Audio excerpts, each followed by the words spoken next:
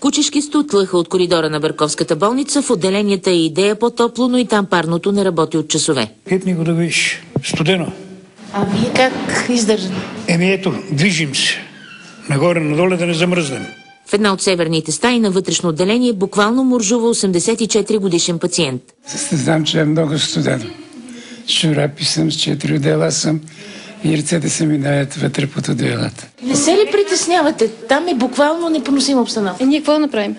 Преместете го в друга стая. Нямаме друга стая. За да издържат на студа, болните стоят под завивките с няколко ката дрехи. Облякла съм се много.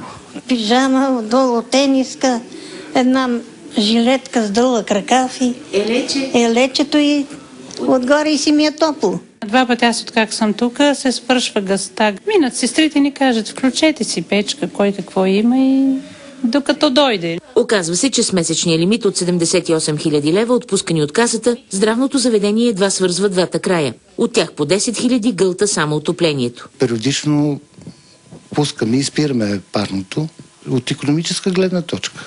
И няма да издържим финансово. Постоянно трупаме дългове. Въпреки студа, пациентите не винят персонала, а държавата. За BTV новините от Берковица, Маргарита Стефанова.